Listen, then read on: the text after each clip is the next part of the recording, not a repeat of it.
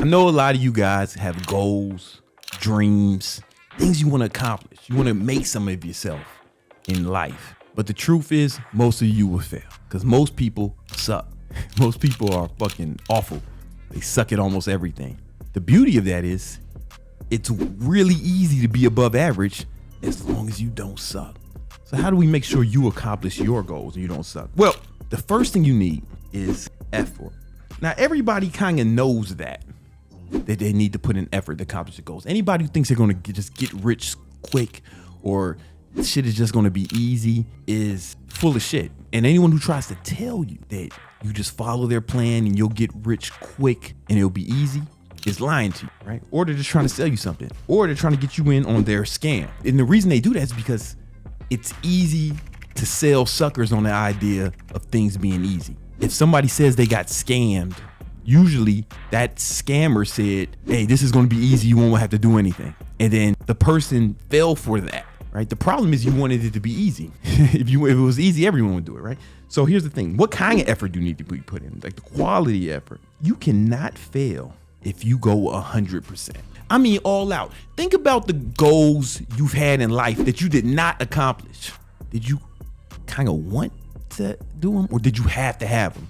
Did you try to accomplish the goals, or did you go all out, right? Did you half-ass, or did you whole ass?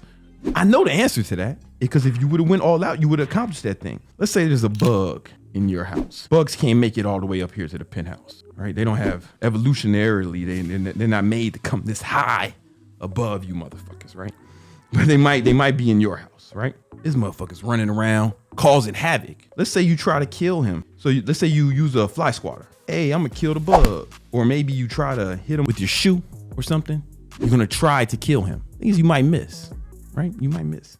Now, let's say instead you decide, hey, I'm not gonna try to kill this motherfucker. I'm gonna make sure I kill him, and I'm gonna drop a fucking bomb on the building. I know for a fact I'll kill the bug, right? That's a crazy example.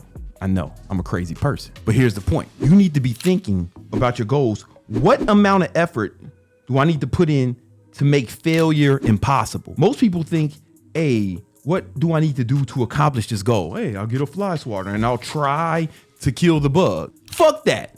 Drop a bomb on the building. Or at least fumigate that motherfucker, right? Whatever it takes, you need to put in the amount of effort that will make failure impossible.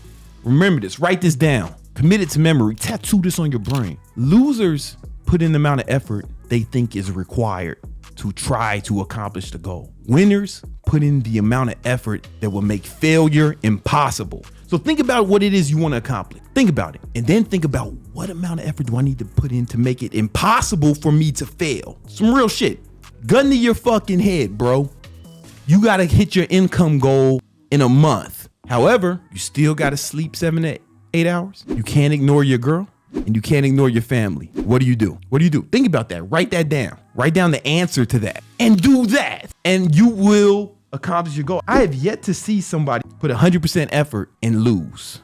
I just haven't seen it happen in the real world. Only way it can happen is if that person is not what? Consistent. If that person is not consistent. I know my handwriting sucks. Don't worry about it, man. Just fucking listen to me. Because some people will go all out for a day or a week, right? But what if you go all out every day?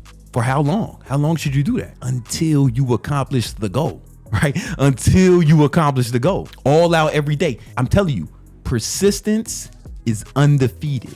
Remember that. Write that down. It's another writer downer. Persistence is undefeated. You cannot lose if you go all out every day until you win. What is all out? The amount of effort that will make failure impossible. How often should you do it?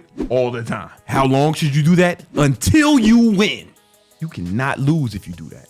I swear to God, you cannot lose if you do that. I've never seen it. And if you're out here failing and shit, losing, taking L's, this is why you're not going all out, right? And you might say, oh man, I can't do it. Or you have a bunch of excuses.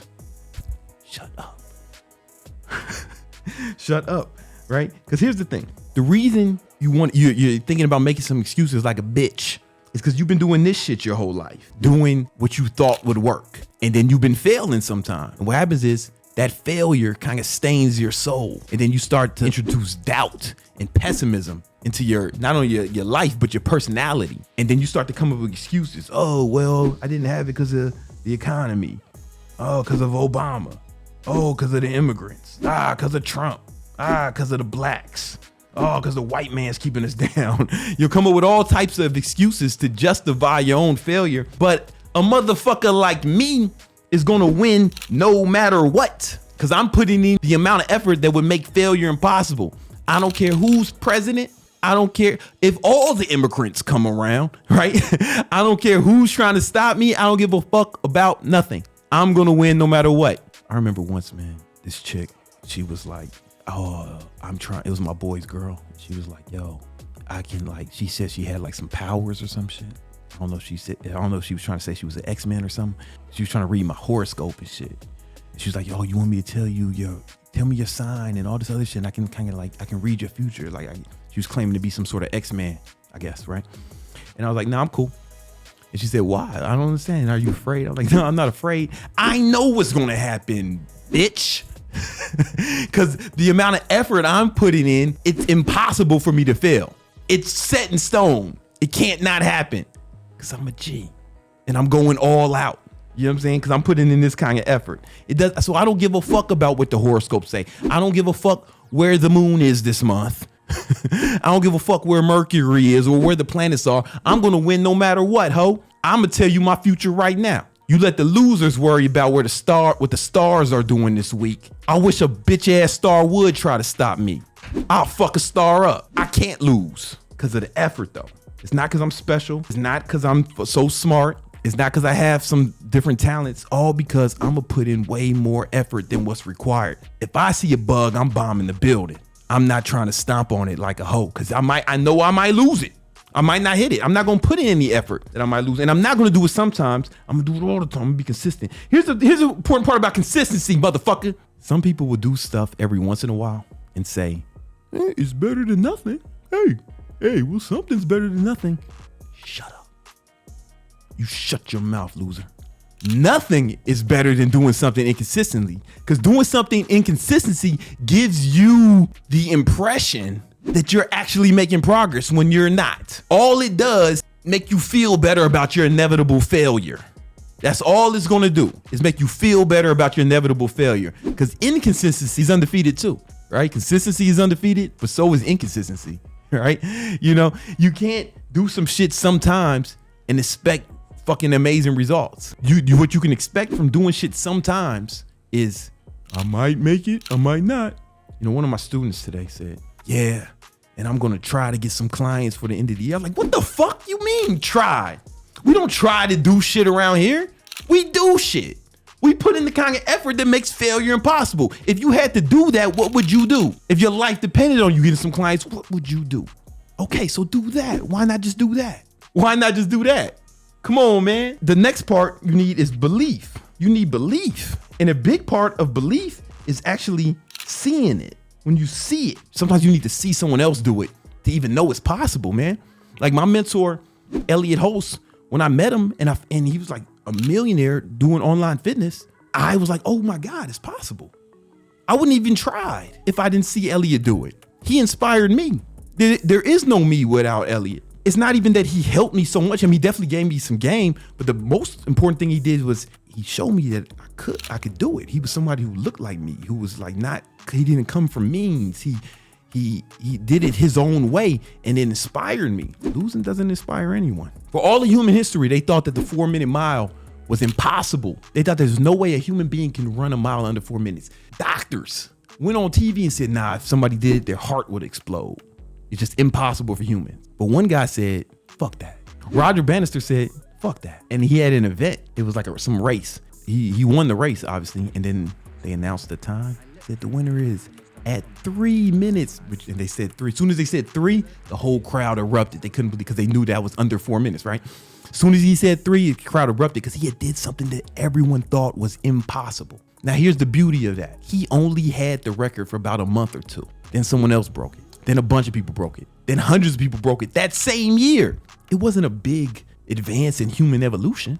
Nah, what happened was people saw it and then they started to believe that it could be done. So they actually tried. And that's why you got to believe it.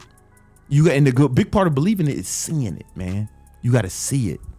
Sometimes you got to see it happen to believe you can. It's a beautiful thing. I mean, and humans are hardwired. Like, we celebrate the champions. Little boys and girls hang posters of them on the walls. We build statues to these motherfuckers, you know?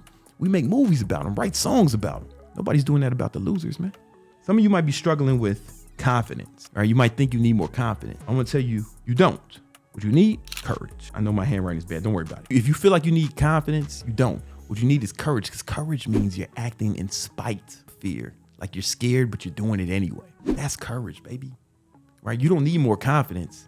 You need courage.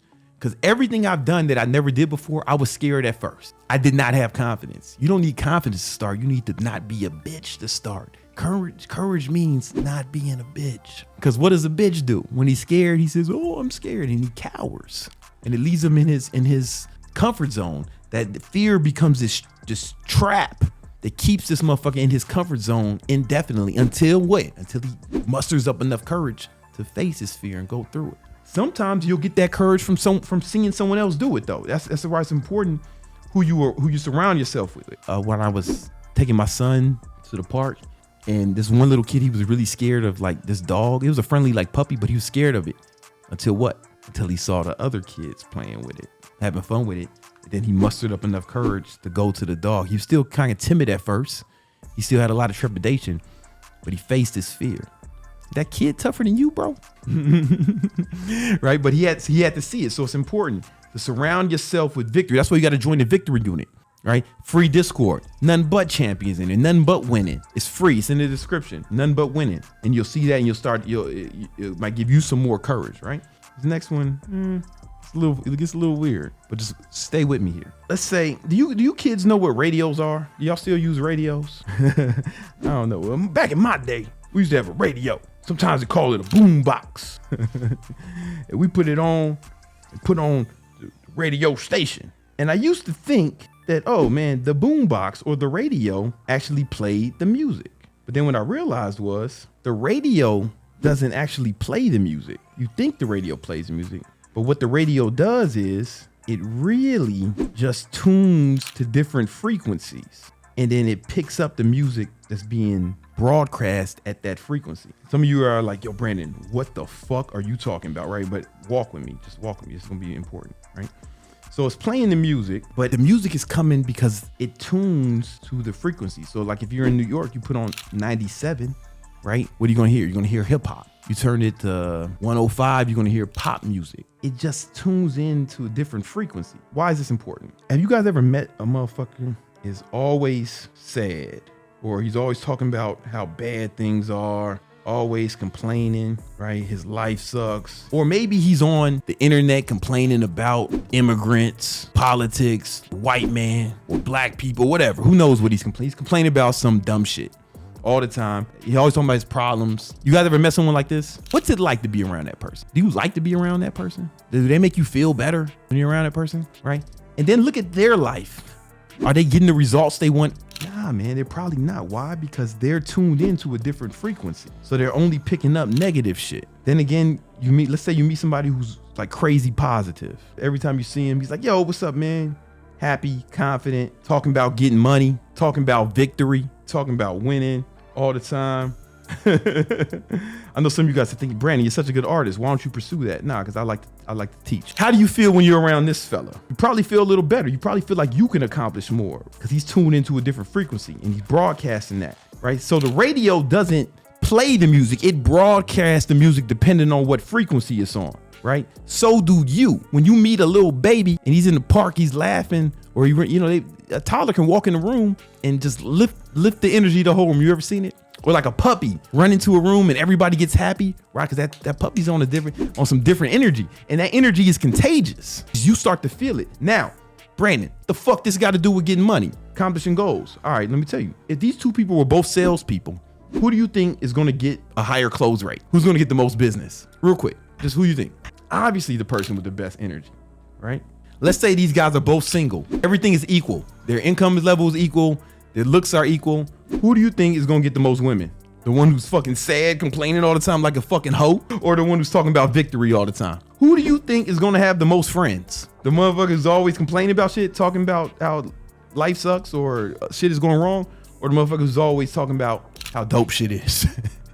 Who's always trying to find the positive? It's all about what frequency you're tuned in. There was a guy named Bill Buckner, and he was a amazing baseball player, Golden Glove winner, all that shit. There was an interview that surfaced that was 12 days before the World Series. You can look this up. He said the dream would be, to win the game, win the World Series. The nightmare would be to let the winning ball go through my legs. I miss it and we lose the game. Guess what? 12 days later in the World Series, the fucking game-winning ball went right through his legs. They lost the game. Listen, I don't know if this shit is magic. I'm not trying to say some law of attraction magic shit, but there is something about having the right energy. I'm telling you, the right energy. It's best if you can be positive, right? Because if you tune into that frequency, I'm not saying positive things will happen to you, but they kind of will, right? Nobody likes to be around someone negative. Women don't like this shit. Fucking business partners don't like this shit. Clients don't like this shit. It's better if you can be positive, but you got to at least be neutral, right? At least don't be negative. How do you do that? It's all about what you focus on, man. Because with this example with the radio, the things this guy is thinking they might be true, right? I don't know. Depends on if he's crazy or something. I'm not talking about like Kanye West or someone crazy, right? I'm talking about like a lot of people are negative because negative things are happening, but there's a lot of positive things happening too. If you just focus on the positive, it will change your mood. Whatever you focus on, you will feel. Whatever you feel, you will radiate. But I mean, I really mean that, radiate. You can actually feel that when you tuned into the right frequency, you start to radiate. Just like when the radio's tuned to a certain frequency, it's gonna radiate whatever's on that bandwidth. If you're on the hip hops, if the radio's tuned to the hip hop station, it's gonna play gangster rap. If it's tuned to the pop station, it's gonna play, I don't know, Lady Gaga or Dua Lipa or some shit. You know what I'm saying? Katy Perry. You know what I'm saying? And so whatever frequency is tuned to, you got to tune to the positive, or at least not to the negative, right? And then you'll radiate it the same way the fucking radio does. And what happens is people want to be around this motherfucker, man. It's the only reason people have dogs, most dogs. The dogs here in Miami, like none of these dogs are working or protecting. They're like little cute dogs, Pomeranians and shit, tiny mini golden doodles. These dogs ain't useful. The only thing they do though is they have the energy, man. People love them. They go in the rooms, they run up on people, and they make people happy. They change the energy. People love the radio. They love that energy that comes off these happy dogs, these happy creatures. In fact, dogs evolved to be like that because they knew humans would take care of them if they did that. Dogs used to be wolves. Their ancestors aren't like that. They're not friendly, so they stay in the wilderness. They got to fend for themselves. Dogs evolved to be like that because humans want that to be around that positive energy. I'm telling you, man, this shit plays a big role. Stay away from the unhappy and the unlucky. The reason is because there's a part of your brain called the reticular activation system, and it decides what you're going to focus on. If you've ever got a car or your friend got a car and you start to see that car everywhere, that's ever happened to you? We've all been there. Hey, you are not an X-Man. It's not magic. That car was already there. You just did not notice it because the part of your brain, the reticular activation system, it's at the bottom of your brainstem, only sees what it thinks is important. Whatever you focus on is going to find more of that, right? It's going to find more of that to show you. So if you're focused on the negative, your reticular activation system is going to find you more of that to focus on. It's going to show you more of that, more reasons to be like that. And it becomes like a self-fulfilling prophecy. You're going to see more of it and you're going to feel it. However, if you focus on success, you focus on balling, if you focus on victory, your reticular activation system will show you more of that. If you ever came to my house, you can't make it past security. I'm saying it's a private elevator, man. How you gonna get here? But if I ever invited you up, first thing you'd be greeted by is a big ass money rug. Then you'll see 5 other money rugs in the house and money art. Because I want my reticular activation system to be focused on money. Then I see what? More opportunities. They're there and I'll see them. But if I'm focused on negative things, oh man, this person's doing this or these people trying to keep us down, I'll see more of that. But I don't even be seeing that shit. Not that it's not happening. I'm just not tuned in that frequency. This is a recap. Effort, 100% effort. Consistently. For how long? Until you make it, until you win, right? But you also got to believe you can do it to even get there, right? And you got to do it with the right kind of energy, with the victorious energy, right? With the energy of a champion. And I promise you, you can't fail. There's no way you can fail, right?